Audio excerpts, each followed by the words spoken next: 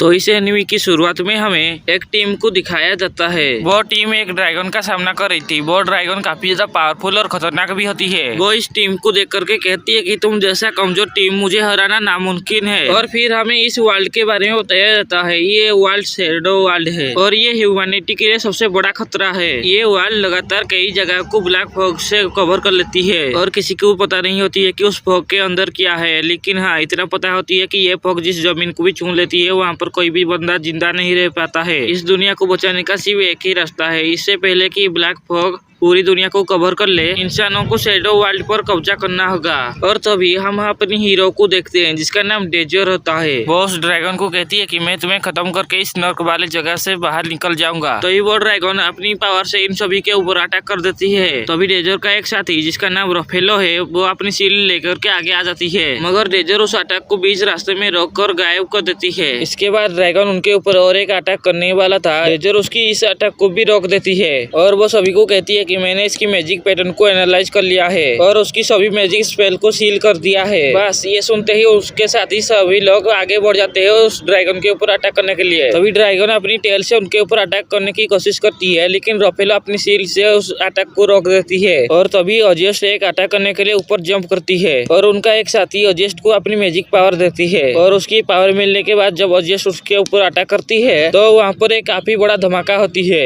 और वो ड्रैगन वहीं पर खत्म हो जाती है। उससे मारने के बाद सब लोग काफी ज्यादा खुश हो जाते हैं। आगे जब वो सभी लोग साथ में बैठे हुए थे तभी उनमें से एक आदमी कहता है कि अभी तक क्लियर होने की मैसेज नहीं आया है। आमतौर पर तो हम अपनी वर्ल्ड में वापस जा चुके होते हैं। जिस पर डेजर कहती है कि शायद कोई प्रॉब्लम आ गया है, हमें थोड़ा इंतजार कर लेना चाहिए। जिस पर दूसरा आदमी कहती है कि हाँ तुम सही कह रहे हो, लेकिन उस ड्रैगन से लड़ने वाले 15 लाख लोगों में से हम 6 ही जिंदा बचे हैं। ये सुनकर डेजर भी कहती है कि हाँ इस दुनिया ने मुझसे सब कुछ छीन लिया है, मेरे दोस्त, मेरे साथी, मेरे सब कुछ। तभी एक लड़की कहती है कि हमने आखिरकार जीत हासिल कर लिया गाइस, अभी हमें ऐसे उदास बैठने का कोई मतलब नहीं है। इस पर वो आदमी कहती है कि हम सच्चाई से मुंह नहीं ले सकते, काफी सारे लोग मारे गए हैं, इसका नतीजा हमें फ्यूचर में भुगतना होगा। आगे वो लड़की सबका मूड ठीक करने के लिए उस बात को पलट देती है और वो रफेलो से कहती है कि तुमने ड्रैगन से लड़ने में हमारी काफी बड़ी मदद की है, तुम काफी शानदार थे। जिस पर रफेलो कहती है कि ऐसा कुछ भी नहीं है, मुझसे ज्यादा तो हम डेजर की वजह से जीते हैं, अगर डेजर नहीं होता ना हम जीत नहीं पाते हैं। तभी वो आदमी कहती है कि सच बोलो डेजर, मैंने कभी भी नहीं सोचा था कि तुम इस लड़ाई में कुछ काम भी आओगे, लेकिन ऐसे ही उस ड्रैगन की मैजिक पावर को एनालाइज करके उसको रोक पाना ये मेरी बस की बात नहीं है। वैसे इतनी पावर होने के बाद भी तुम्हें कोई जानता भी नहीं था, ऐसा क्यों है? जिस पर डेजर कहती है कि शायद मैं एक कॉमन इंसान हूँ। इसके बाद फिर वो सभी लोग बातें करने लगते हैं। जब वो सभी इस वर्ल्ड में निकल जाएंगे तो बाहर जाकर के क्या करेंगे, इस बारे में जब रफेलो डेजर से पूछती है तो वो एक लड़की को याद कर रहा था जो कि अब मर चुकी है। उसे याद करके डेजर थोड़ा सैड होकर के कहती है यहाँ से बाहर जाने के बाद क्या करना है इसके बारे में मैं बाहर में ही सोचूंगा। तभी अचानक से उन्हें उस ड्रैगन से मैजिक पावर की एहसास होती है और वो लोग देखते हैं कि उस ड्रैगन की अंदर से काफी ज्यादा मैजिक पावर बाहर निकल रही थी। जिस पर उनमें से एक आदमी कहता है कहीं ये ऐसा तो नहीं कि उसके अंदर ड्रैगन हार्ट की वजह से हो रहा है, मैंने इसके बारे में कहीं पर पढ़ा था कि ड्रैगन का हार्ट ब्लड कंपाउंड करती है, उनके अंदर काफी बड़े अमाउंट में माना सर्कुलेट होती है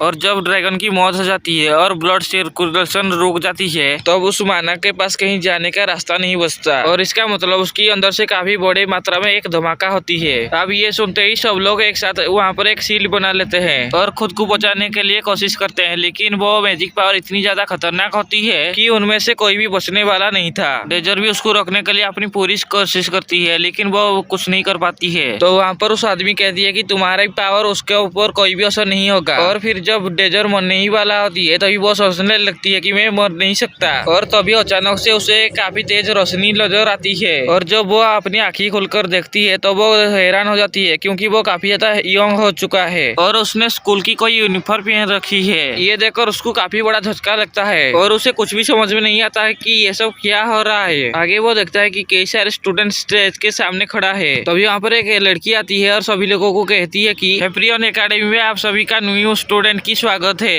डेजर जैसे ही उस टीचर को देखता है तो वो पहचान लेती जाती है। आगे वो टीचर कहती है कि मुझे माफ करना, लेकिन तुम में से हर कोई बंदा इस अकेडमी में ज्वाइन नहीं हो सकता है। अभी तुम सभी को एक टेस्ट देना होगा जिसमें से टॉप 600 को ही इस अकेडमी में सिलेक्ट किया जाएगा। और जिस टेस्ट के बारे में मैं कह रही हूँ उस टेस्ट में तुम्हें एक शैडो वर्ल्ड को पार करना होगा। और हम देखते हैं कि डेजर को ये सारी बातें पहले से ही पता होती है और वो काफी ज्यादा शौक में होती है। स्टूडेंट शैडो वर्ल्ड की नाम सुनते ही वो सभी लोग भी शौक में हो जाते हैं, लेकिन वो टीचर कहती है कि तुम सभी को डरने की कोई जरूरत नहीं है। ये शैडो वर्ल्ड हमने सिर्फ टेस्ट के लिए बनाया गया है और बाकी इसके आगे की बात तुम्हें तुम्हारी सीनियर बता देंगे। और इसी के साथ आप सभी का टेस्ट शुरू होती है। और जब वो ये सभी बातें सुनती है तो वो समझ जाती है कि वो टाइम में काफी ज्यादा पीछे आ चुकी है और वो सोचने लगती है कि उस ड्रैगन के साथ लड़ाई 3616 में शुरू हुई थी और अगले 10 सालों तक हम उस डंजन के अंदर लड़ते रहे जहां आखिर में सब कुछ तबाह हो गया था। और इतना सोचने के बाद डेजर की आंख से आंसू आने लगती है और इसीलिए वो बाहर एक जगह पर जाकर के बैठ जाती है। तभी वहाँ पर एक सीनियर लड़की आकर के कहती है कि मैं तुम्हें हर जगह ढूंढ रही थी और तुम यहाँ पर आकर के बैठे हो, तुम डेजर ही हो ना। जिस पर डेजर उसे कहती है कि हाँ और उससे माफी भी मांगने लगती है। और वो लड़की भी अपना इंट्रोडक्शन देते हुए कहती है कि मेरा नाम लेडोरिया है, मैं यहाँ की सेकेंड ईयर की स्टूडेंट हूँ, तुम्हें गाइड करने का काम मुझे मिला है। तभी डेजर कहती है कि मुझे अच्छे से याद है कि लेडोरिया एक जीनियस है जो कि फायर मैजिक यूज करती है और वो अपनी एकेडमी में फर्स्ट प्लेस हासिल किया था।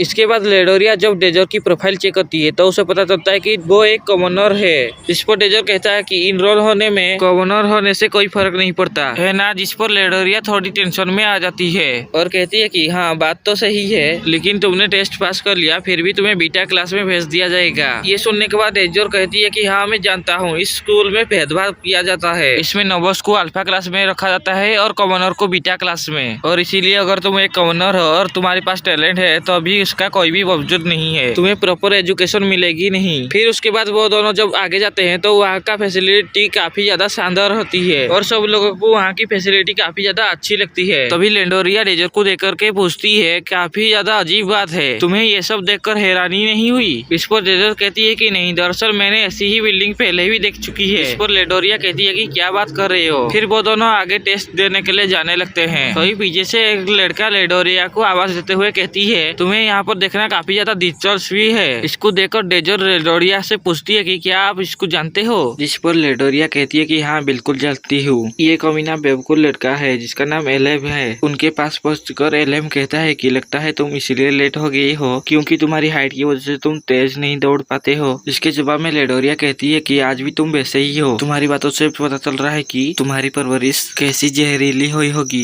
जिस पर एलेम कहता है कि तुम जैसी फायर मैजिक यूज करने वाली मेरी परवरिश के बारे में कैसे कुछ बोल सकती है। जिस पर लेडोरिया कहती है कि हाँ वैसे भी फायर मैजिक से हारने वाली तुम ही थी। इसके बाद एलेम डेजर से कहती है क्या तुम्हें लेडोरिया गाइड कर पा रही है? जिस पर डेजर उसे हाँ में जवाब देती है। तभी एलेम उसका प्रोफाइल चेक करने लगती है और जब वो देखता है कि वो एक कॉमनर है तो वो उसका मजाक उड़ाने लगती है और लेडोरिया से कहती है कि तुमसे मुझे यही उम्मीद थी, तुम सिर्फ एक कॉमनर को ही गाइड कर सकते हो, लगता है इस बार तुम मुझसे मुकाबला करने के लायक हो ही नहीं। और इतना कहकर वो वहाँ से जाने लगता है और जाते जाते वो डेजर से कहती है कि अगर किसी चमत्कार से तुम टेस्ट पार भी कर लेते हो फिर भी बीटा क्लास में रहोगे, इसीलिए अच्छा कि तुम टेस्ट ना ही दो, वही तुम्हारे लिए ज्यादा बेटर रहेगा। तभी वहाँ पर अनाउंसमेंट होती है और अनाउंसमेंट में कहा जाता है कि सभी स्टूडेंट ध्यान से सुने, टेस्ट अभी स्टार्ट होने वाला है। अब ये अनाउंसमेंट सुनने के बाद जब डेजर्ट लेडोरिया से पूछती है क्या हम यहाँ से जा सकते हैं तब वो देखता है कि वो तो अभी गुस्से की आग में जल रही होती है और वो डेजर्ट से कहती है कि तुम मेरी बात समझ लो, तुम्हें कैसे भी करके ये एग्जाम जीतना ही होगा। जिस पर डेजर्ट कहती है कि हाँ मैं अपनी पूरी कोशिश करूंगा। अगले सीन में वो जब टेस्ट साइट पर पहुंचते हैं वहाँ डेजर्ट किसी को ढूंढने लगती है। तभी एक लड़की उसे पीछे से आवाज देती है जो कि वही लड़की थी जिसके बारे में डेजर्ट पहले सोच रहा था। उस लड़की को देखकर डेजर्ट को अपनी सारी यादें वापस आने लगती है और फिर डेजर्ट सोचता है कि मुझे नहीं पता है मैं इस टाइम में कैसे वापस आया हूँ, लेकिन मैं वो हादसा दोबारा से नहीं होने दूंगा, मैं इस दुनिया की हिस्ट्री को अपने हाथों से खुद से वापस लिखूंगा।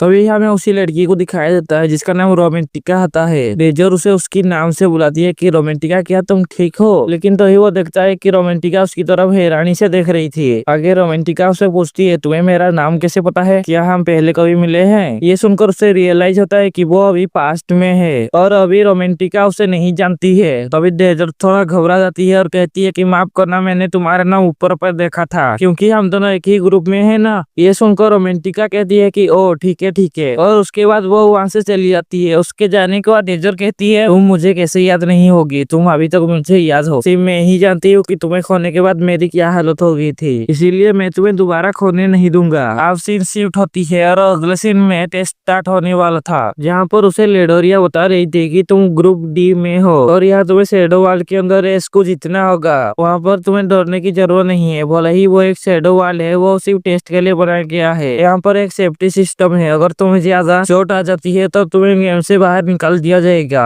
ये सुनकर डेजर पूछती है कि चोट क्यों आएगी। तभी वहाँ पर एलेम आकर के कहती है कि यहाँ दूसरे स्टूडेंट के ऊपर अटैक करना अलाउ है और इसीलिए तुम्हारी ये टेस्ट पास करना नामुमकिन है। इतना कहकर एलेम एक लड़की को इंट्रोड्यूस करता है जिसे वो गाइड कर रहा है और बताती है ये एजेस्ट है और ये एक मैजिक स्वॉर्डमैन है। तो डेजर्ट जैसे ही एजेस्ट को देखता है तो उसके चेहरे में थोड़ी सी मुस्कान आती है और वो सोचता है कि मैं तुम्हें अच्छी सी जानती हूँ, तुम एक मैजिक नाइट हो जो आइस मैजिक यूज करता हो और साथ में एक हाई सर्कल मैज हो जो विजन नाइट इस्तेमाल करते हो और उसका एनालिसिस कर पाना तो नामुमकिन है और इसीलिए तुम मेरी एक पावरफुल साथी बनोगे। आगे देखते हैं एलेम लेडोरिया के ऊपर हंसते हुए कहती है कि अब क्या हुआ, लगता है तुम्हारा जस खत्म हो गया और क्या फर्क पड़ता है, तुम जैसे के लिए कॉमनर ही सही है। और इतना कहने के बाद वो वहाँ से जाने लगती है। तभी लेडोरिया डेजर से कहती है कि एक मैजिक नाइट से जितना नामुमकिन है, लेकिन तुम हार मत मानना। जिस पर डेजर उसे थैंक्स कहकर एक हॉल के अंदर से चली जाती है और जाकर के सीधा वो शैडो वर्ल्ड में टेलीपोर्ट होती है। जैसे ही वो सभी लोग शैडो वर्ल्ड पर पहुंचते हैं तभी वहाँ पर अनाउंसमेंट होती है, आप सबको आगे जो गोल दिख रहा है वहाँ तक पहुँचना है और सिर्फ टॉप 3 ही पास होंगे। आप सभी लोग मैजिक का इस्तेमाल करके दूसरे पार्टिसिपेंट को रोक सकती हो और हाँ, आप में से अगर किसी को ज्यादा डैमेज मिलता है तो वो डिस्क्वालीफाई हो जाएगी। आगे सब लोग स्टार्टिंग लाइन पर एक साथ खड़े हो जाते हैं। वहाँ पर डेजर एजेस्ट की तरफ देख करके सोचती है मेरी तरफ एजेस्ट भी आखिरी तक सर्वाइव किया था, तो हो सकता है वो मेरी तरफ फ्यूचर से आई हो। तभी एजेस्ट डेजर को उसकी नाम से बुलाती है, जो सुनकर डेजर हैरान हो जाती है और पूछता है कि तुम्हें मेरा नाम कैसे पता है। पर एजेस्ट कहती है मैंने तुम्हारा नाम लिस्ट पर देखा था, तुम्हारा सर्कल लोएस्ट में से नीचे है और तुम्हारा फिजिकल एबिलिटी एवरेज है, अगर तुम दिन रात रनिंग करते हो तो तुम्हारा कोई भी फ्यूचर नहीं है। अब ये सुनकर डेजर समझ जाती है कि एजेस्ट फ्यूचर से नहीं आई है। फिर एजेस्ट कहती है मैंने नोटिस किया है कि तुमने मुझे कब से घूरे जा रही है, लेकिन तुम्हें डरने की जरूरत नहीं है, मैं कमजोरों के ऊपर अटैक नहीं करती हूँ। इस पर डेजर एक स्माइल लेकर थैंक्स कहती है। आगे जैसे ही रेस स्टार्ट होती है तो एजेस्ट हवा को चीरते हुए आगे बढ़ जाती है और उसके पीछे पीछे बाकी सब भी भागने लगते हैं। वहाँ पर जब रोमेंटिका भाग रही होती है तो वो गलती से एक छोटे से जानवर को डरा देती है, लेकिन वो उसे माफी भी मांगता है। इसे देखकर डेजर कहती है कि लगता है तुम अभी भी इन चीजों को लेकर के काफी ज्यादा सॉफ्ट हो। इस पर रोमेंटिका पूछती है कि अभी तक से तुम्हारा क्या मतलब है, कहीं तुम मेरे ऊपर लाइन नहीं मार रही हो, और कहती है कि चुपचाप अपनी रेस पर ध्यान दो। और वो ये भी कहती है कि तुम मुझे तुम्हारी तरह मत समझना। जिस पर डेजर उसे स्माइल लेकर के कहता है सॉरी, ठीक है आगे से ऐसा नहीं होगा। ये देख करके रोमेंटिका उसके ऊपर और भी ज्यादा गुस्सा हो जाती है। वो ऐसे बिहेव कर रहा था जैसे कि वो कई सालों से उसे जान रही हो। वो उसे कहती है कि तुम मेरे सामने ऐसे स्माइल मत करना,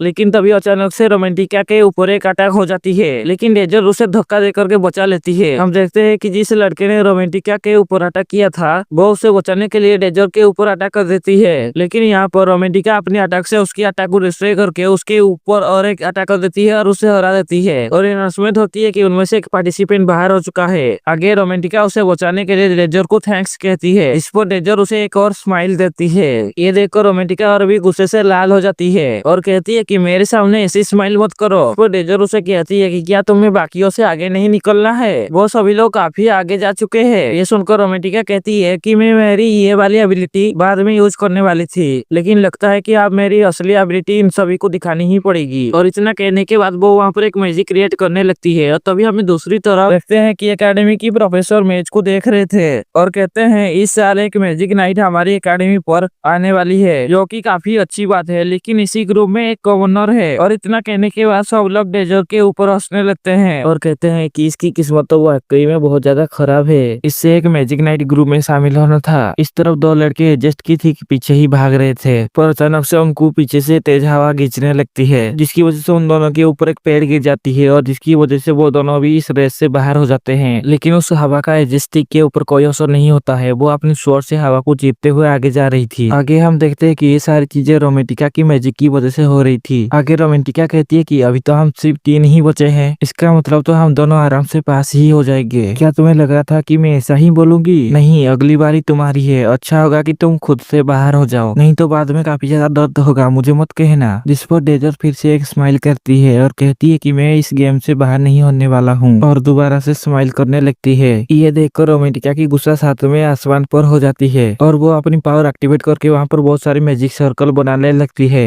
उसके बाद वो डेजर्ट के ऊपर अटैक कर देती है। अटैक करने के बाद उसे लग रहा था कि डेजर्ट डिस्क्वालीफाई हो चुका है। तभी हम देखते हैं कि डेजर्ट उस अटैक से बच गया होता है और कहने लगता है कि तुम इतने सारे मैजिक सर्कल को कंट्रोल कर सकती हो, तुम तो कमाल हो यार। ये सुनने के बाद रोमेंटिका जब उसकी तरफ देखती है तो वो तो सही सलामत है। आगे डेजर्ट उसे कहती है कि तुम ना स्पीड पर ज्यादा फोकस करते हो, इसीलिए तुम्हारा कंट्रोल बहुत ज्यादा वीक है। तुम्हारा अटैक की डायरेक्शन को थोड़ा सा चेंज कर देने पर वो निशाने पर नहीं लगते। ये सुनने के बाद रोमेंटिका गुस्से से कहती है कि तुम खुद को समझते क्या हो, तुम मुझे सिखाओगे? वो तो मेरे से बस एक बार गलती हो गई, इसका मतलब ये नहीं कि मैं तुमसे हार गया हूँ। और ये कहने के बाद रोमेंटिका दोबारा से उसके ऊपर अटैक कर देती है और इस बार तो उसका अटैक और भी ज्यादा खतरनाक होती है और डेजर्ट एयर फ्लो को थोड़ा चेंज कर देती है, जिसकी वजह से उसका सभी अटैक उसके ऊपर नहीं लगकर उसके साइड में नीचे लग जाती है। ये देखकर रोमेंटिका कहती है कि क्या तुमने अभी अभी मेरे स्पेल पर इनवर्सी का स्पेल किया है? जिस पर डेजर्ट कहती है कि हाँ, तुमने बिल्कुल सही कहा। ये सुनकर रोमेंटिका कहती है कि इनवर्सी का स्पेल करने के लिए तो तुम्हें सामने वाले से काफी ज्यादा ऊपर की मैजिक सर्कल पर होना पड़ेगा, जो तो तुम्हारे साथ तो नहीं हो सकता, तुम तो सबसे ज्यादा लोएस्ट सर्कल पर हो। और इतना कहने के बाद रोमेंटिका उसके ऊपर दोबारा से अटैक कर देती है, लेकिन इस बार भी डेजर्ट उसकी अटैक को हाथ में पकड़ लेती है और वहीं पर डिस्ट्रॉय कर देती है। ये देखकर रोमेंटिका को बहुत बड़ा झटका लगती है। उसे यकीन ही नहीं हो रही थी कि डेजर्ट उसकी अटैक को इतनी आसानी से खत्म कर देगा और डेजर्ट उसकी तरफ आगे बढ़ती है और कहती है कि चलो इसको जल्दी से खत्म कर देते हैं, क्योंकि मुझे बाकियों से भी निपटना है यार। ये बात सुनने के बाद रोमेंटिका वहाँ पर बहुत सारे सर्कल बना देती है और कहती है कि अगर तुम्हारे पास उसमें पावर है तो तुम इतने सारे मैजिक सर्कल को इन्वर्स करके दिखाओ। और इतना कहने के बाद वो डेजर्ट के ऊपर अटैक कर देती है। इसके बाद डेजर्ट कहती है कि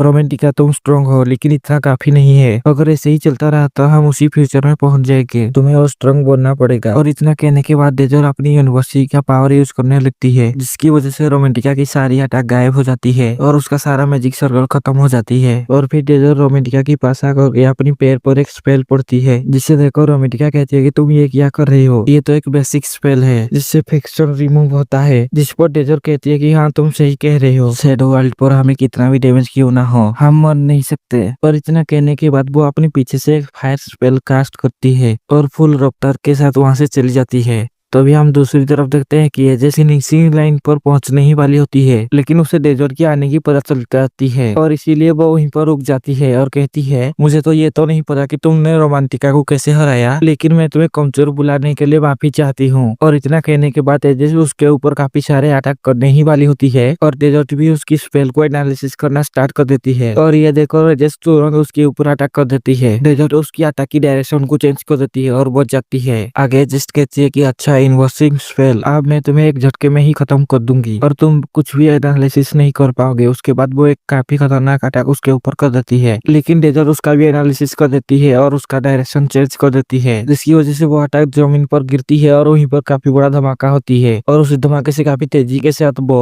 एजेस्ट की तरफ बढ़ती है। और जैसे ही एजेस्ट उसका सामना करने के लिए अपनी तलवार बाहर निकालती है, तब यहाँ पर डेजर्ट आकर कहता है, इस रेस में एक दूसरे को हराना नहीं बल्कि फिनिश लाइन पर पहुंचना है। जिसके बाद वो बहुत तेजी से फिनिश लाइन पार हो जाती है और वो ये रेस जीत जाता है।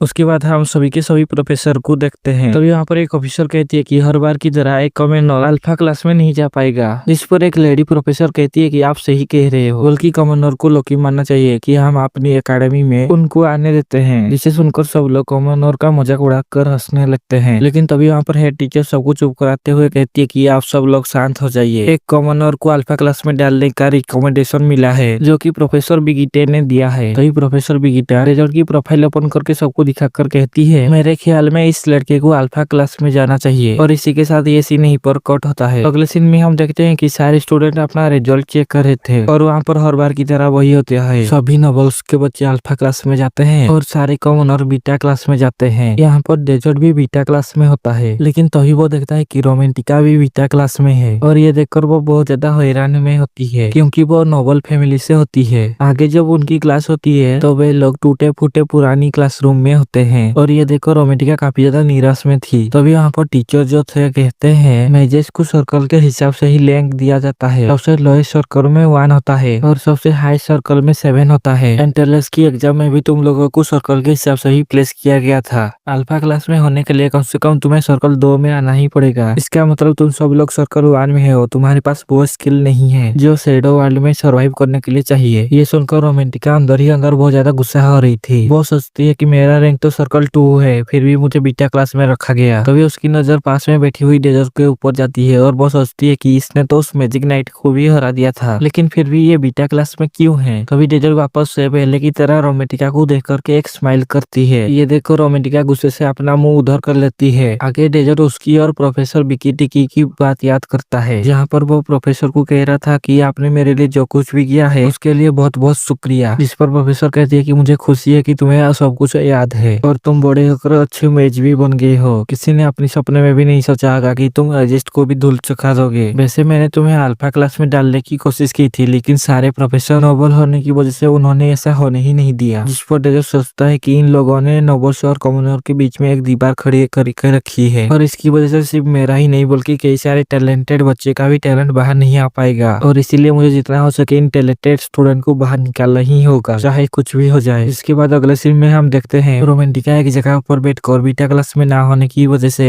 उदास में बैठी हुई थी। पर तभी उसके पास एक लड़का कर कहती है तुम रोमेंटिका हो ना। जिस पर रोमेंटिका हाँ में जवाब देती है और पूछती है कि तुम कौन हो। तो वो लड़का कहता है कि मैं डोनेटा हूँ, तुम्हारी तरह न्यू स्टूडेंट हूँ, लेकिन अल्फा क्लास में हूँ। दरअसल मैं पार्टी मेंबर ढूंढ रहा था, इसीलिए मैं तुम्हारे पास आया हूँ। जल्दी ही मैं ब्लू मून ज्वाइन करने वाला हूँ, जो कि एकेडमी का सबसे बड़ा पार्टी है और उसमें क्लास की टॉप स्टूडेंट है। मेरी यहाँ पर आने का मकसद ये है कि मैं तुम्हें भी इनवाइट करती हूँ, क्योंकि तुम्हारी स्किल बहुत ज्यादा शानदार है। ये सुनकर रोमेंटिका सोचती है अगर मैं जल्द ही ब्लू मून ज्वाइन कर लेती हूँ तो शायद मैं अल्फा क्लास में भी जा सकती हूँ। लेकिन तभी डोनेटा उसकी हाथ पकड़कर कहती है लेकिन मेरी एक शर्त है, तुम काफी ज्यादा क्यूट हो और मैं चाहती हूँ कि तुम इसके बदले मेरी गर्लफ्रेंड बन जाओ। इसे सुनकर रोमेंटिका कहती है कि तुम ये कैसी बात कर रहे हो, हम तो सिर्फ आज ही मिले हैं। इस पर डोनेटा कहती है कि मैंने तुम्हें एंट्रेंस एग्जाम में देखा था और देखते ही प्यार हो गया था और मुझे लगता है कि ये काफी बुरी बात है कि तुम्हें इस घटिया बीटा क्लास में रहना पड़ रहा है, इसीलिए मैं चाहता हूँ कि तुम मेरे साथ चलो। ये सुनकर रोमेंटिका कहती है कि मुझे सोचने के लिए थोड़ा टाइम चाहिए। जिस पर डोनेटा मान जाता है और अपनी पॉकेट से कुछ निकाल कर रोमेंटिका को देता है और कहता है ये केमोइन है और मेरे होमटाउन में ये उसे ही देते हैं जिसे हम प्यार करते हैं। आगे रोमेंटिका जब उसे ओपन करती है तो उसके अंदर से काफी शानदार नेकलेस बाहर निकलती है। उसके बाद डोनेटा वहाँ से चली जाती है और तभी अचानक से डेजर्ट उसके पीछे आ जाती है। इसे देखकर रोमेंटिका एकदम घबरा कर नीचे गिर जाती है और पूछती है कि तुम यहाँ पर क्या करने के लिए आए हो। जिस पर डेजर्ट कहता है कि मैं भी तुम्हें वही पूछने आई हूँ जो डोनेटा ने पूछा था। ये सुनकर रोमेंटिका कहती है कि तुम्हें कौन अपना बॉयफ्रेंड बनाएगा। नहीं, बिल्कुल भी नहीं। जिस पर डेजर्ट कहती है कि नहीं, आप मुझे गलत समझ रहे हैं, मैं तो तुम्हें मेरी पार्टी में शामिल करना चाहता हूँ। जिस पर रोमेंटिका कहती है कि कितने अजीब हो तुम, मैं एकेडमी के टॉप पार्टी में शामिल ना होकर एक बीटा क्लास की स्टूडेंट की पार्टी में शामिल होऊंगा। जिस पर डेजर्ट मन में कहती है कि आगे जाकर तुम्हारी यही सबसे बड़ी गलती होगी। आगे रोमेंटिका कहती है कि अगर तुम्हारा यहाँ से हो गया तो तुम यहाँ से जा सकते हो। जिस पर डेजर्ट अपनी पॉकेट से एक पेपर निकाल कर टेबल पर रख देती है और कहती है इसे तभी पढ़ना जब तुम्हारे आसपास कोई नहीं होगा। ये देखो रोमेंटिका उसका मजाक उड़ाने लगता है और कहती है कि क्या लिखा है इस पेपर में, बोलो जरूर ही तुम कुछ शर्मनाक चीजें ही लिखी होगी इस पेपर में। जिस पर डेजर्ट उसके पास जाकर कान में कहती है कि पढ़ने के बाद इस लेटर को जला देना और मैं ये तुम्हारी भलाई के लिए कह रही हूँ। आगे जब डेजर्ट के जाने के बाद रोमेंटिका उस लेटर को पढ़ती है तो वो काफी ज्यादा हैरान हो जाती है और सोचने लगती है कि आखिर डेजर्ट को इसके बारे में कैसे पता चल गया। इसके बाद जब डेजर्ट वहाँ से जा रहा था तो वो एक लड़के को देखता है जिसका नाम पोराम होता है। उसे देखकर वो सोचता है कि मेरे पास्ट में आने से पहले जितने भी सारे वॉरियर शामिल हुए थे उनमें से यही सबसे तेज था और ये उस टाइम बहुत ज्यादा पावरफुल था, जबकि उसे कोई ट्रेनिंग भी नहीं मिली थी। इस बार तो वो और भी ज्यादा स्ट्रांग बन सकता है। तभी रोमेंटिका भी उसका पीछा करते हुए वहाँ पर पहुंच जाती है और उससे वो सवाल पूछने ही वाली होती है। तभी डेजर्ट कहती है कि अभी प्रैक्टिस में स्टार्ट होने वाली है, इसीलिए शांत हो जाओ। और इसी दौरान हम देखते हैं कि बोरान एक लड़के के साथ फाइट करने वाला था। बोरान को देखकर इधर रोमेंटिका पिघल जाती है क्योंकि वो उसे काफी ज्यादा क्यूट लग रहा था। आगे पोराम एक काफी बड़े स्वॉर्ड को उठाकर उसके साथ फाइट करने की डिसाइड करती है और ये देखकर डेजर्ट थोड़ा कंफ्यूज हो जाती है। आगे पोराम और उस अल्फा क्लास की लड़के के साथ फाइट होती है तो पोराम उसके तरफ भागकर उसके ऊपर लगातार अटैक करने लगती है, जिससे वो लड़का पीछे हट जाती है। डेजर्ट उसको देखकर कहती है कि पोराम अपनी स्वॉर्ड को बिना सोचे समझे घुमा रही है और वो इतना बड़ा स्वॉर्ड क्यों यूज कर रहा है। इधर पोराम और उस लड़के के बीच में फाइट जोरों शोरों से चल रही थी। थी, लेकिन तभी वो लड़का पोराम की अटैक से बचकर पोराम के ऊपर एक जोरदार अटैक कर देती है और उस अटैक के कारण पोराम की स्वॉर्ड दूर जाकर गिरती है और पोराम हार मान लेता है। लेकिन मैच खत्म होने के बाद भी वो नोबल लड़का पोराम के ऊपर और भी अटैक करने लगती है और उसे देखते ही डेजर उसे बचाने के लिए भागता है और वहाँ पर पहुंचने के बाद वो उस लड़के को कहता है कि मैच तो खत्म हो गया है ना, तो तुम क्यों मार रही हो? लगता है इसकी अटैक से तुम्हें काफी ज्यादा दर्द हुआ था। ये सुनकर वो लड़का गुस्से से भरा जाती है और डेजर के ऊपर अपनी पावरफुल स्वॉर्ड से अटैक कर देती है, लेकिन डेजर उसकी स्वॉर्ड की अटैक को अपनी हाथ से रोक देता है, जिससे उसकी स्वॉर्ड की 2 टुकड़े हो जाते हैं। और फिर डेजर उसके तरफ गुस्से से देख करके कहती है कि तुम मैच जीत चुके हो और क्या चाहते हो, जिस पर वो लड़का कहता है कि मैं तो तुम्हें बाद में देख लूंगा, तुम्हें इसकी भारी कीमत चुकानी पड़ेगी, और वो लड़का वहाँ से चला जाता है। इसके बाद हम देखते हैं कि पोराम डेजर के हाथ में बैंडेज लगा रहा होता है और उसे माफी मांगते हुए कहती है कि मेरी वजह से तुम्हारी ये हालत हुई है, जिस पर डेजर उसे कहता है कि तुम्हें बचाने का फैसला ये मेरा खुद का था, इसीलिए तुम्हें खुद को दोष देने की जरूरत नहीं है। इसके बाद वो लोग अपनी अपनी इंट्रोडक्शन देने लगते हैं। अगले सीन में पोराम डेजर को कहती है कि आज तुमने मुझे प्रोटेक्ट किया है, इसीलिए फ्यूचर में कोई भी काम हो तो मुझे जरूर बताना, जिस पर डेजर ठीक है कहती है और वो लड़का वहाँ से चली जाती है। जिसके बाद डेजर रोमेंटिका को कहती है कि तुम कुछ पूछने वाले थे तो चलो कहीं और जाकर के बात करते हैं। उसके बाद रोमेंटिका डेजर को पूछती है कि तुमने इस लेटर में जो कुछ भी लिखा है इसके बारे में तुमने किसी और को नहीं बताया है ना? इस पर डेजर कहता है कि बिल्कुल नहीं, मैं क्यों बताऊंगा, हाँ लेकिन प्रोफेसर को ये बात पता है, इसीलिए तुम्हें बीटा क्लास में रखा गया है, जबकि तुम एक नोबल हो और तुम्हारी स्किल कमाल की है। प्री लीजा किंडो जो यहाँ से 100-200 किलोमीटर की दूर पर है, वहाँ की एक मर्चेंट ने ट्रेडिंग करके वो लाखों रुपए कमाया है। उस कमनर मर्चेंट ने गरीब नोबल से उसका टाइटल खरीद लिया और ईरू का सरनेम पा लिया, और ये सब तब की बात है जब तुम 4 साल की थी। भले ही तुम्हारी फैमिली ने नोबेल का टाइटल खरीद लिया हो, लेकिन तुम अपनी कमनर खून को नहीं बदल सकते हो, और हमारी प्रोफेसर का यही मानना था, जिस वजह से तुम्हें बीटा क्लास में डाला गया है। तुम्हें ना ब्लू मून की ज्वाइन होने की ऑफर को मना कर देना चाहिए, क्योंकि उसमें सिर्फ नोबल्स ही ज्वाइन कर सकते हैं। जिस पर रोमेंटिका कहती है कि ऐसा नहीं है, मुझे यकीन है कि डोनेटा मुझे जरूर प्रोटेक्ट करेगा। इस पर डेजर कहता है कि क्या तुमने सुना नहीं, वो किस तरह से कमनर को नीचे और घटिया कह रहा था, और मुझे पूरा यकीन है कि तुम इमेजिन कर सकते हो जब डोनेटा को सच्चाई क्या पता चलेगा तब वो कैसा बिहेव करेगा।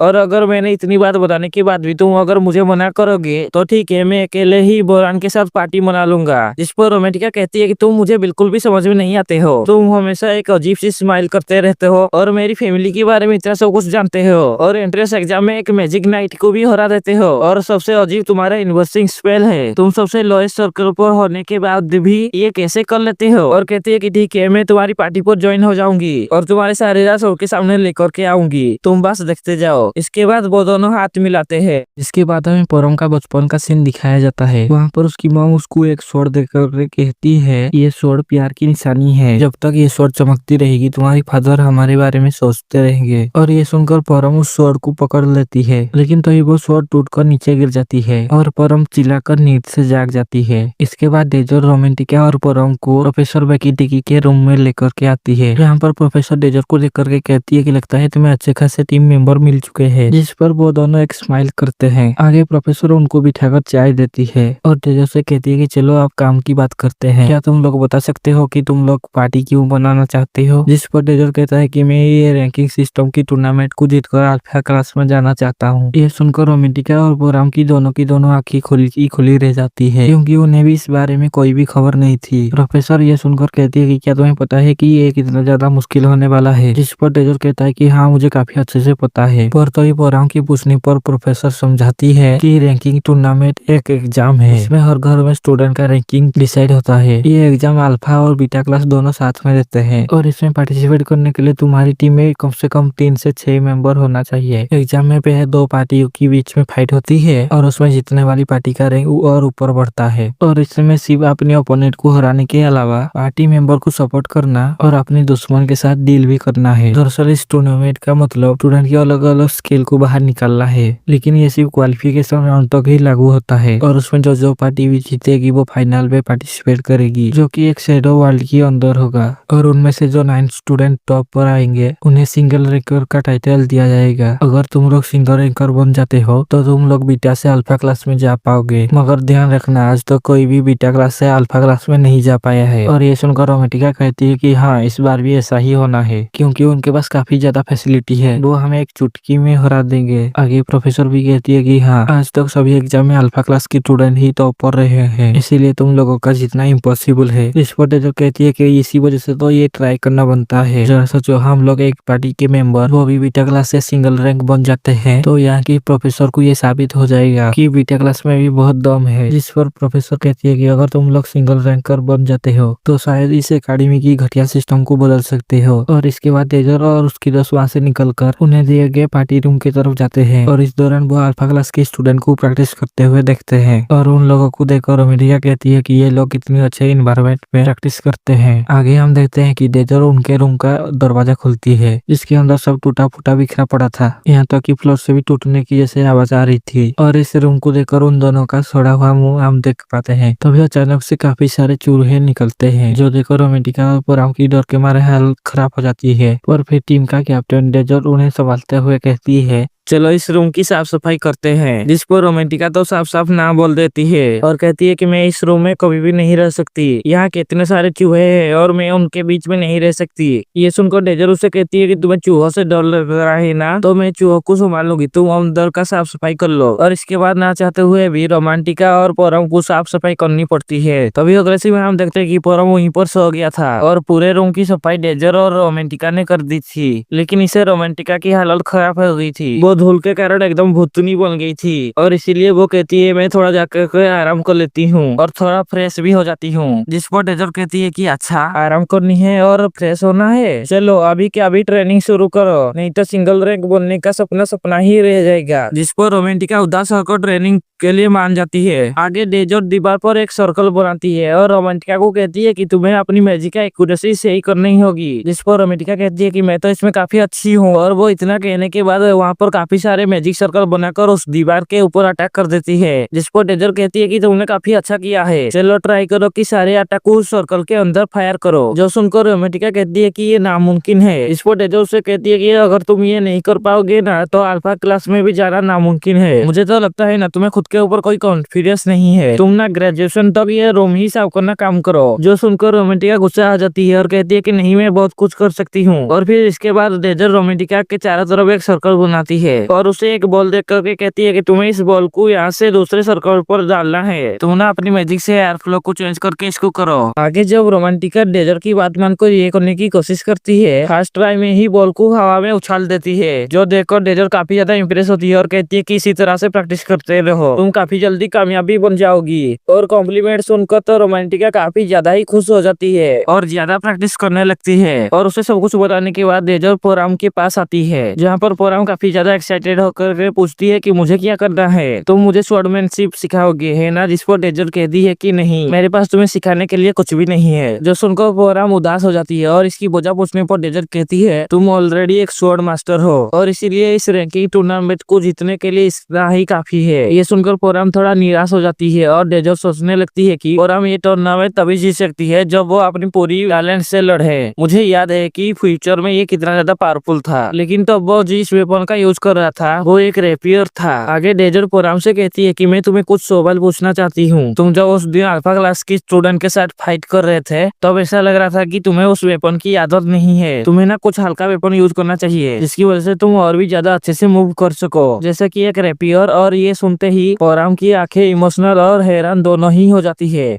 और वो कहती है कि अगर तुम्हें पूरी कहानी जानना है तो मेरे साथ आओ। और फिर वो दोनों वहाँ से कहीं और जाने लगते हैं। रास्ते में पोराम पूछता है कि क्या रोमेंटिका को अकेले छोड़कर आना सही था। जिस पर डेजर याद करती है कि रोमेंटिका जैसे चाहे वैसे बॉल को हवा में उड़ा रही है और पूरी जी जान लगाकर प्रैक्टिस कर रही है और इसीलिए वो कहता है कि तुम चिंता मत करो, हमें उसकी फिक्र करने की जरूरत नहीं है। फिर आगे वो लोग पोराम की रूम में पहुँचते हैं, जहाँ पोराम अपनी कहानी सुनाती है कि मुझे नहीं पता है कि मेरे पापा कौन है और कैसे दिखते हैं। मेरी माँ एक कॉमनर थी और मेरे पापा एक नोबल थे। मैं बिना शादी के पैदा हो गया था और मेरे पापा से भी ये रेपियर छोड़ के गए हैं। तो जब डेजर उस रेपियर को देखता है तो पहचान लेता है और सोचता है कि ये तो वही रेपियर है जिसको कि पोराम हमेशा यूज करता था। आगे पोराम कहानी को कंटिन्यू करती है और कहती है कि मुझे इस स्वॉर्ड के बारे में तभी पता चला जब मैं सिर्फ 6 साल का था। ये जानने के बाद कि ये स्वॉर्ड मेरे फादर ने मेरे लिए छोड़ी है तो मैं ट्रेनिंग करने लग गया ताकि जब भी मैं अपने फादर के साथ मिलूं एक जिम्मेदार बेटा बनकर मिलूं। मगर जब मेरी मॉम आखिरी सांस गिन रही थी तब उन्होंने मुझे बोला कि तुम अपने फादर के पास कभी भी मिलने के लिए नहीं जाना, उनकी दुनिया हमसे बिल्कुल अलग है। और तो और उन्होंने मुझे आखिर तक अपना नाम भी नहीं बताया। ये सुनकर डेजर समझ आती है कि एक नोबल कॉमनर के साथ बच्चा होना शर्मिंदगी के साथ और कुछ नहीं है। अगर पोराम अपने फादर के पास मिलने के लिए गया होता तो शायद अभी तक जिंदा नहीं होता, और इसी वजह से उसकी मॉम ने उसे नहीं बताया।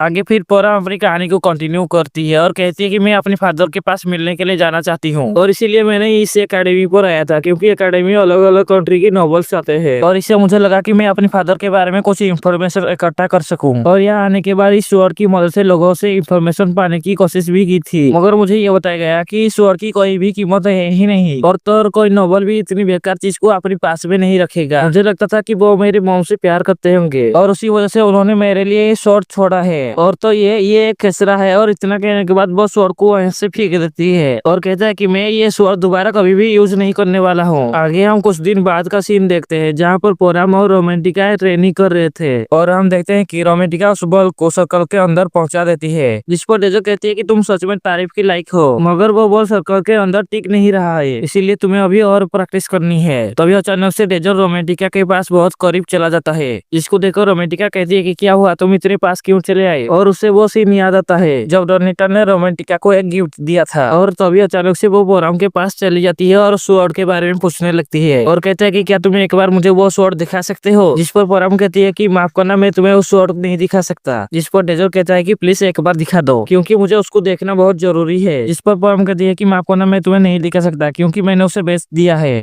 उसके बाद हम देखते हैं कि पोरम डेजर को उस शॉप पे लेकर के जा रही होती है, जहाँ पर वो अपनी स्वord को बेच दी थी। आगे वो लोग एक सुनसान गली के अंदर जाते हैं, जहाँ पर शॉप के बाहर एक बोर्ड लगा हुआ था, उसमें साफ साफ लिखा हुआ था कि यहाँ पर रिफंड अलाउ नहीं है। तभी पोरम डेजर को कहती है कि मैं उस स्वord को पकड़ना ही नहीं चाहता। जिस पर डेजर कहता है कि तुम मुझे एक बार चांस तो दो। फिर आगे जब वो लोग अंदर जाते हैं तो वहाँ पर काफी बड़ा गेट होती है। डेजर की नॉक करने पर वहाँ पर काफी बड़ा विशालकाय एक आदमी गेट खोलती है और उन्हें अंदर आने के लिए कहती है। अंदर जाते ही वो आदमी फिर से गेट बंद कर देती है। आगे से ओनर उन दोनों को कहता है कि मैंने कल तुम दोनों में से एक को देखा था और एक को आज पहली बार देख रहा हूँ। तुम लोग यहाँ पर कुछ खरीदने आए हो या फिर बेचने? इसकी जवाब में डेजर कहती है कि मैं वो रिपेयर देखने आई हूँ, इसने कल बेचा था। जिस पर शॉप ओनर कहती है कि तुम लोगों को पढ़ना लिखना नहीं आता है क्या? तुमने बाहर पढ़ा नहीं? यहाँ रिफंड अलाउ नहीं है। तभी डेजर कहती है कि मैं उसे खरीदने आया हूँ। जिस पर वो आदमी उसे कहती है कि ठीक है, और वो उसको वही स्वॉर्ड दिखाती है और कहती है कि इसका तो स्वॉर्ड के हिसाब से कोई वैल्यू नहीं है, लेकिन मुझे पता था कि इसमें कुछ न कुछ गड़बड़ है, क्योंकि ये काफी हल्का था। और तभी मैं समझ गया।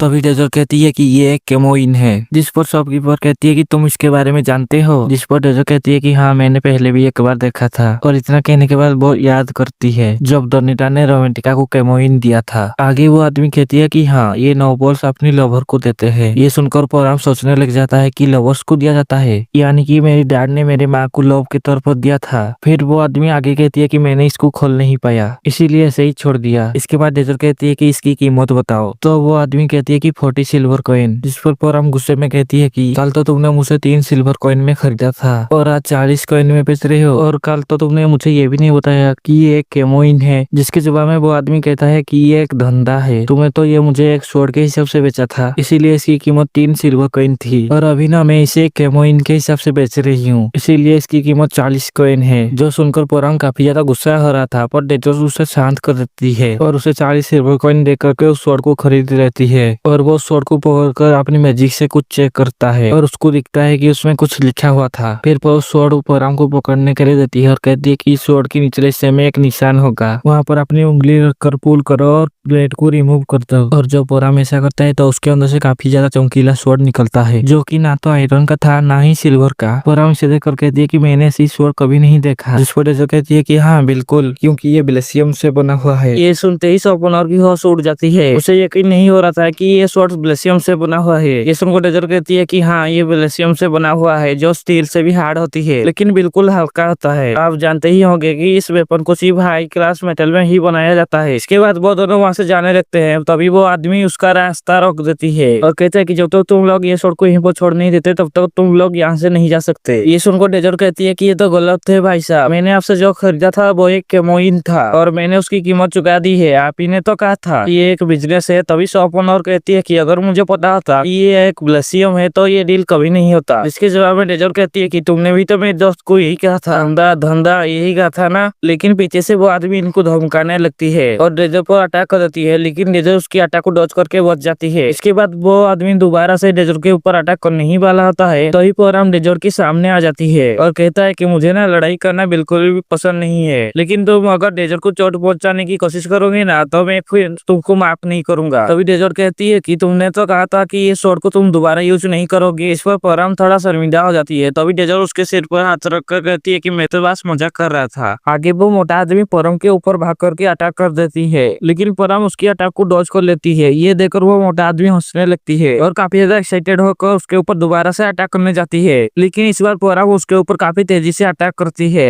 आगे परम दोबारा से उसके ऊपर अटैक करने लगती है, पर वो आदमी अपनी बॉडी से स्वॉर्ड से उसकी अटैक को रोकने लगती है, लेकिन हम देखते हैं कि परम की अटैक की वजह से उसकी पूरी बॉडी में चोट आ जाती है। इसके जवाब में वो आदमी परम के ऊपर एक अटैक करती है, लेकिन परम साइड हो जाती है और उस आदमी की स्वॉर्ड जमीन में फंस जाती है। अब इस मौके का फायदा उठाने के लिए परम उसकी तरफ अटैक करने के लिए आगे बढ़ती है, लेकिन ये उस आदमी का एक चाल होती है और जैसे ही परम उसके पास पहुंचती है तो वो आदमी अपनी पैर से परम को जोरदार लात मारती है, जिसकी वजह से परम उड़ता हुआ दीवार पर जाकर टकरा जाती है। तभी डेजर्ट परम को उसकी शक्तियां याद दिलाती है। अपनी फादर पर भरोसा करो, तुम ये कर सकते हो। जो सुनते ही परम उस स्वॉर्ड को फिर से पकड़ लेती है और देखती है कि इस स्वॉर्ड में कुछ लिखा हुआ है, पर परम फिर से उस स्वॉर्ड को पकड़कर खड़ी हो जाती है और वो सोचने लगती है कि मुझे तो ये तो नहीं पता है कि तुम इस लेखा के बारे में पहले से जानते थे या नहीं, लेकिन तुमने मेरे ऊपर भरोसा किया, इसीलिए मैं तुम्हें निराशा नहीं करूंगा। और इतना सोचकर वो उसकी तरफ आगे बढ़ जाती है और जैसे ही वो उस आदमी के पास जाने लगती है तो वो आदमी अपनी बॉडी सोर्स से परम के ऊपर अटैक कर देती है, लेकिन परम बहुत स्पीड से उसके पीछे आ जाती है और पीछे जाकर परम उसके ऊपर अटैक करने ही वाला होता है। तभी वो आदमी परम की तरफ एक इविल स्माइल करती है और फिर वो अपनी बॉडी सोर्स से परम के ऊपर अटैक कर देती है। इस अटैक को देखकर डेजर्ट वहाँ पर डर जाती है। तभी हम देखते हैं कि परम अपनी स्वॉर्ड से उसकी बॉडी से स्वॉर्ड को बीच में से काट देती है, जिससे उस स्वॉर्ड की दो टुकड़े हो जाती है और फिर परम उसके ऊपर एक अटैक करके उसे नीचे गिरा देती है। इसके बाद डेजर्ट जब उसके पास आती है तो परम कहती है कि बिना इस स्वॉर्ड की मैं कभी भी नहीं जीत सकता, ये सब मेरे फादर की वजह से हुआ है। जिस पर डेजर्ट स्माइल करती है और वहाँ से जाने के लिए कहता है, जिस पर पीछे से वो शॉपकीपर कहता है कि अब तुम लोग जाओगे कैसे, क्योंकि उस गेट को खोलना तुम्हारी बस की बात नहीं है, उससे तो वही आदमी खोल सकता था जिसको तुमने अभी हराया है। यहाँ पर वो ऐसा बोल ही रहा था तो पर अपनी स्वॉर्ड से उस गेट को दो हिस्सों में काट देती है, जो देखकर शॉप ओनर की आंखें फटी की फटी रह जाती है। आगे जब वो दोनों वापस जा रहे थे तभी डेजर्ट पूछती है कि क्या तुम्हें भूख लग रही है, चलो कुछ खा करके जाते हैं। और इतना कहकर वो उसके लिए खाना लेकर के आती है। इस पर परम कहती है कि मैं तुम्हें थैंक्स कहना चाहती हूँ, सिर्फ इस खाने के लिए नहीं बल्कि मेरे स्वॉर्ड को वापस लाने के लिए और बाकी जो कुछ तुमने मेरे लिए किया है उन सब के लिए। जिस पर डेजर्ट कहता है कि इसमें कोई बड़ी बात नहीं है, तुम्हारी भी अपनी सिचुएशन थी, मैं समझ सकती हूँ, और अभी तो हम एक पार्टी में है और हम लोग एक दोस्त भी है, इसीलिए जब भी मेरा दोस्त मुसीबत पर रहेगा मैं उसे हमेशा मदद करूंगा। ये सुनकर परम इमोशनल हो जाती है, उसके आंखों से आंसू आने लगती है और कहती है कि यहाँ आने से पहले मेरे साथ काफी कुछ हुआ, मैंने अपनों को खो दिया, मेरे सारी चीजों पर भरोसा खो दिया, लेकिन मुझे पता नहीं था कि तुम मुझे अपना दोस्त मानते हो। अब मेरे पास भी कोई अपना कहने के लिए है, अब मैं काफी खुश हूँ। तभी हमें अगले सीन में रोमांटिका को देखते हैं जो अभी प्रैक्टिस कर रही थी। हम देखते हैं कि वो उस बॉल को फुल स्पीड में सर्कल की तरफ भेजती है और जैसे ही वो बॉल सर्कल के ऊपर पहुंच जाती है तो रोमांटिका उसे रोक देती है, जिससे वो बॉल एकदम सर्कल के बीचों बीच गिर जाती है और ये देखकर वो काफी ज्यादा खुश होती है। इसके बाद उसकी नजर दीवार पर जाती है, जिसके बाद वो अपनी मैजिक से बहुत सारे मैजिक सर्कल बनाकर उस दीवार के एक पॉइंट पर अटैक करती है और यहाँ पर भी वो कामयाब हो जाती है, जिस पर वो काफी ज्यादा खुश होती है। आगे प्रैक्टिस होने के बाद वो अल्फा क्लास की बाहर में खड़ी होती है, उससे देखकर सारे अल्फा क्लास के स्टूडेंट अजीब तरीके से घूर रहे थे। तभी वहाँ पर डोनेटा आ जाती है और उसके बाद हमें उन दोनों को एक जगह पर बिठे हुए दिखते हैं, जहाँ टेस्टी टेस्टी खाना देकर रोमांटिका उस खाना को खाने लगती है, क्योंकि वो बहुत देर से प्रैक्टिस कर रही थी, इसीलिए उसे बहुत ज्यादा भूख लग रही होती है, इसीलिए वो खाना खाते जा रही होती है। वो उसे थैंक्स कहती है। आगे डोनेटा कहती है कि तुम मुझे अपना जवाब देने आई हो, है ना, तो फिर ठीक है, चलो मैं तुम्हें ब्लू मून की बाकी की मेंबर के साथ मिलाती हूँ। लेकिन तभी रोमांटिका उसकी केमोइन वापस करते हुए कहती है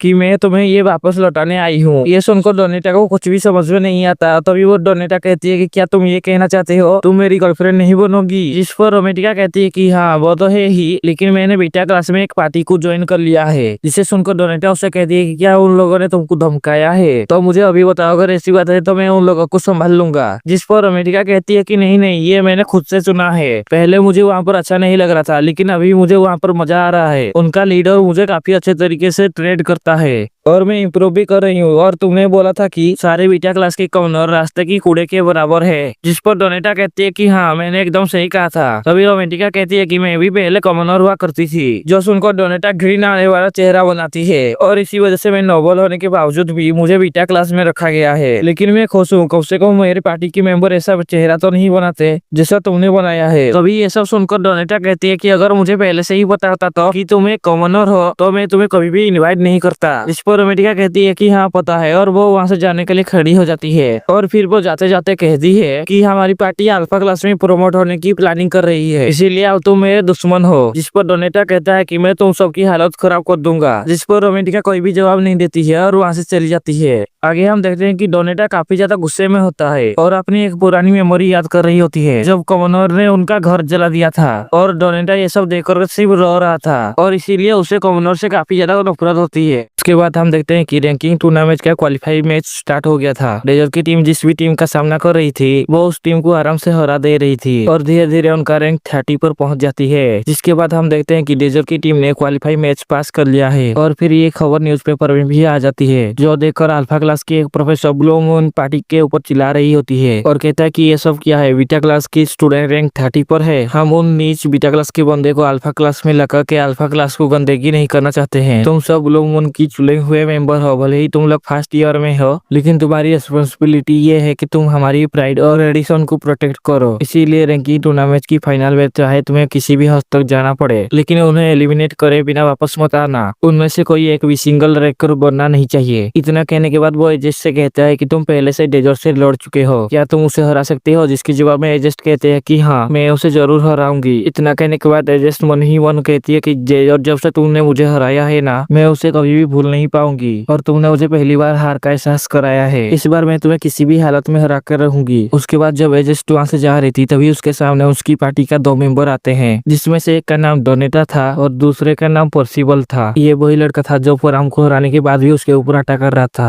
आगे जब एजेस्ट पूछती है कि तुम दोनों यहाँ पर क्या करने आए हो, जिसके जवाब में डोनेटा कहती है कि क्या तुम रोमेंटिका को सबक सिखाने का काम मेरे ऊपर छोड़ सकते हो? और पर्सिबल कहती है कि मैं फराम को संभाल लूंगा। ये सुनकर एजेस्ट कहती है कि ठीक है, हमें एक टीम की तरह लड़ना चाहिए। जिस पर डोनेटा कहती है कि हाँ मैं जानता हूँ, लेकिन मुझे अपना पर्सनल बदला पूरा करना है। फिर जब एजेस्ट पर्सिबल की तरफ देख रही होती है तो उसके आंख में भी बदले का भाव साफ साफ दिखाई दे रही होती है। ये सुनकर एजेस्ट कहती है कि ठीक है तुम्हें जो करना है करो, लेकिन मेरी भी एक शर्त है, तुम में से कोई भी डेजर्ट को नहीं छुएगा, उससे तो मैं अकेले ही हराऊंगी। उसके बाद हमें अगले सीन में डेजर्ट को दिखाया जाता है जो अभी पोरामा और रोमेंटिका के साथ ट्रेनिंग रूम में आया है, जहाँ पोरामा और रोमेंटिका पूछते हैं कि आज हम क्या ट्रेनिंग करेंगे। जिसके जवाब में डेजर्ट बताते हैं कि आज हम कोई भी ट्रेनिंग नहीं करेंगे, आज हम दूसरा काम करेंगे। उसके बाद वो उन दोनों को लेकर के एकेडमी के लाइब्रेरी के अंदर आ जाती है और उनके सामने टेबल पर बहुत सारी किताब रख देती है, जो देखकर पोरामा और रोमेंटिका हैरान हो जाते हैं। आगे पोरामा कहती है कि ये सब तो हिस्ट्री की बुक है, जिस पर डेजर्ट कहता है कि हाँ तुमने बिल्कुल सही कहा और तुम दोनों को अभी के अभी ये हिस्ट्री पढ़नी है। और ये सुनकर रोमेंटिका को काफी बड़ा सा झटका लगती है और वो वहाँ से चिल्लाने लगती है। तो डेजर्ट उन्हें चुप कराकर बताती है कि फाइनल राउंड एक शैडो वर्ल्ड में होगा और शैडो वर्ल्ड काफी सारे हिस्टोरिकल इवेंट से मिलकर बना है। अगर तुम लोग उस इवेंट को रोक देते हो तो तुम लोग भी शैडो वर्ल्ड को पार हो जाओगे। जिस पर रोमेंटिका कहती है कि तुम्हारी बात तो सही है, लेकिन हमें पता नहीं कौन सी हिस्टोरिकल से कौन सी इवेंट आएगा। जिस पर डेजर्ट कहता है कि इसीलिए तो मैंने कुछ बुक रैंडमली सिलेक्ट की है। अब रोमेंटिका चालाकी दिखाते हुए कहती है कि अब हम तुम्हारे अंदाजे के हिसाब से तो नहीं पढ़ सकते ना, क्या हो गया अगर तुम्हारे अंदाजे गलत साबित हो गया तो फिर हम क्या करेंगे। जिसके जवाब में डेजर्ट कहती है कि हाँ तुम्हारी बात में तो दम है, लगता है अब हमें सारे हिस्टोरिकल इवेंट को पढ़ना होगा। मैं ना तुम दोनों के ऊपर बोझ नहीं डालना चाहता था, लेकिन रोमेंटिका यही की चाहती है तो मुझे कोई भी दिक्कत नहीं है, चलो हम उस सारे सेल्फ की बुक को पढ़ लेते हैं। और ये सुनते ही रोमेंटिका और पोराम चुपचाप सीधी होकर उस डेजर्ट के दिए गए सारे बुक को पढ़ने लगते हैं। उन्हें देखकर डेजर्ट कहता है कि मैं अंदाजा नहीं लगा रही हूँ, मुझे अच्छे से पता है है कि फाइनल राउंड में क्या होने वाला है। इसके बाद आगे पोराम डेजर्ट को छुप छुप कर देख रहा था और तभी रोमांटिका पोराम को देख लेती है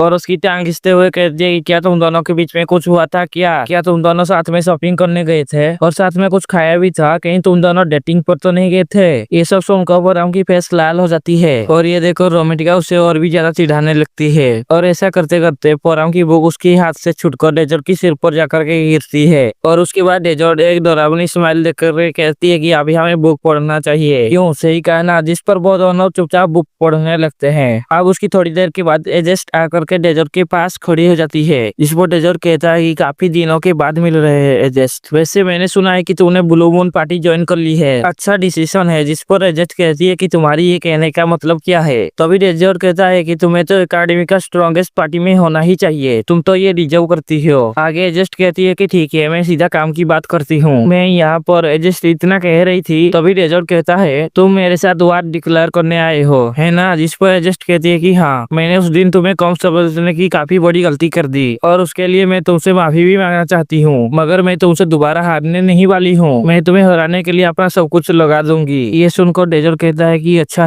है, मुझे ऐसे ही इस्तेमाल करके और ज्यादा स्ट्रांग बनो। मैंने उस दिन तुमसे लड़ते हुए अपने आप पर काफी ज्यादा जोर डाला था, जिससे तुम्हारे अंदर मुझे हराने का जोश आए और तुम हमारी फ्यूचर बदल सको। अब उसकी अगला दिन रैंकिंग टूर्नामेंट का फाइनल राउंड स्टार्ट होने वाला था, जहाँ पर काफी सारे लोग देखने आए थे और तभी हम डेजर्ट और उसकी ग्रुप को देखते हैं। वो लोग रिलैक्स होकर के मजे मार रहे थे, जो देखो डेजर्ट सोचता है कि ये दोनों तो बिल्कुल भी नर्वस नहीं है। फिर डेजर्ट रोमांटिका और पोराम को बुलाकर कहता है क्या तुम दोनों तैयार हो, जिस पर वो दोनों हाँ में जवाब देते हैं। तो डेजर्ट कहता है कि ठीक है, फिर चलो हम चलते हैं। और उसके बाद वो लोग स्टेज पर आते हैं, जहाँ पर और भी काफी सारे टीम होते हैं। वहाँ पर ब्लू मून का एक लड़का डेजर्ट को देख करके कहता है तो ये है डेजर्ट, देखने से तो इतना कुछ खास नहीं लगता। जिस पर ब्लू मून की दूसरी एक लड़की कहती है उसे कमजोर समझने की गलती मत करो, याद है ना प्रोफेसर ने हमसे क्या कहा था। जिसके जवाब में वो लड़का कहता है कि इससे लड़के क्या फिक्र करना, ये तो एक बेवकूफी ही होगा। और तभी वहाँ पर अनाउंसमेंट होती है कि रैंकिंग टूर्नामेंट अभी स्टार्ट होने वाला है, जो सुनकर सारे लोग काफी ज्यादा जोश में आ जाते हैं। आगे अनाउंसमेंट होती है कि शैडो वर्ल्ड को क्लियर करने के लिए पार्टिसिपेट को एक इंसिडेंट का सोलो करना होगा। ये सुनकर रोमांटिका कहती है कि वो हमें इंसिडेंट के बारे में अभी नहीं बताने वाले हैं। इस पर डेजर्ट कहता है कि हाँ, इस इंसिडेंट को फाइंड करना भी एक पार्ट है। आगे अनाउंसमेंट होती है कि शैडो वर्ल्ड के अंदर मैजिक अटैक या फिर दूसरे तरीके का अटैक करना अलाउ है। अगर एक स्टूडेंट को काफी ज्यादा डैमेज होता है तो वो वही के वही डिस्क्वालीफाई हो जाएगा, और जो भी शैडो वर्ल्ड को क्लियर करने में जितना कामयाब होगा उससे उतने पॉइंट मिलेंगे और टॉप 9 में आने वाले स्टूडेंट को सिंगल रैंकर का टाइटल दिया जाएगा। तो पोराम कहती है कि अभी तो हम लोग सबसे ज्यादा नीचे हैं। जिस पर डेजर्ट कहता है कि हाँ, अगर हमें सिंगल रैंकर बनना है ना, या तो इस शैडो वर्ल्ड को खुद से पार करना होगा या फिर बाकी के हर एक स्टूडेंट को हराना होगा।